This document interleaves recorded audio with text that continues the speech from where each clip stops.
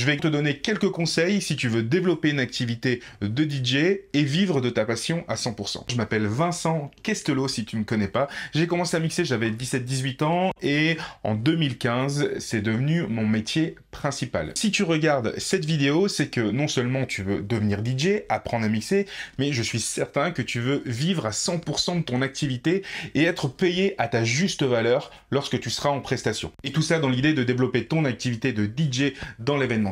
Une bonne prestation de DJ dans les mariages ou tout autre événement professionnel et privé, c'est bien évidemment le mix.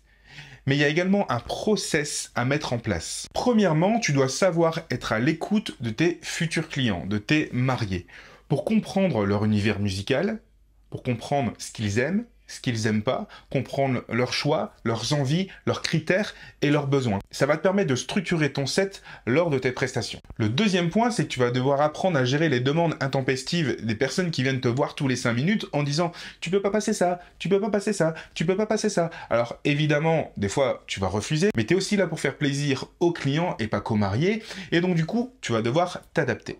Et on en vient du coup à ce troisième point. Tu vas donc devoir apprendre à structurer ton set en respectant l'univers musical de tes futurs clients, de tes mariés, en prenant en compte les demandes qui sont intempestives et qui viennent au compte-gouttes, et tout ça en gardant une énergie et une construction musicale pour que ça colle à l'univers de tes clients.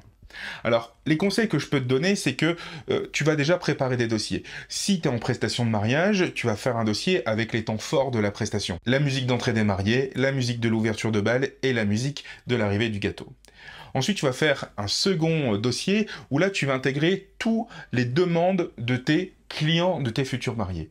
Pourquoi? Parce que tu sais qu'à chaque fois que tu vas piocher dans ce dossier, tu vas faire plaisir à ton client.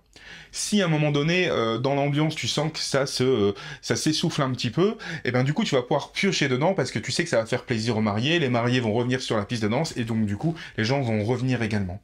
Et ça, c'est important parce que je te parle de structurer ton set pour coller à l'univers musical de tes clients, mais on n'a pas de liste à respecter à la lettre. Il faut que tu aies une vision d'ensemble, et ensuite, tu vas déstructurer ça en t'adaptant à la piste de danse. C'est ça le maître mot. Mais néanmoins, tu dois quand même avoir cet univers musical qui colle à tes mariés.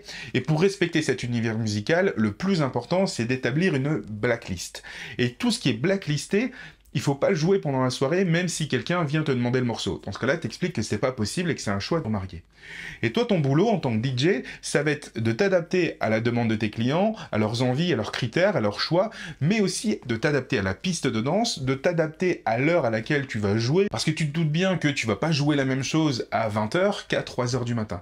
Donc tu dois continuellement t'adapter. Tu vas pas jouer la même chose sur les hommes que sur les femmes, tu vas pas jouer la même chose sur les trentenaires que sur les cinquantenaires, et donc du coup, tu vas t'adapter en temps réel. Et le troisième dossier que tu peux faire également, c'est demande. Moi, je le nomme comme ça, et à chaque fois qu'il y a quelqu'un qui vient te demander un morceau, et ben du coup, hop, tu vas glisser le morceau que la personne t'a demandé dans ce dossier demande. Parce que tu peux lui dire, oui, ok, je vais passer ton morceau, mais je le passerai quand je vais estimer que c'est le bon moment de le passer. Et c'est ça tout l'art d'un DJ, c'est de savoir à quel moment il faut passer tel ou tel morceau.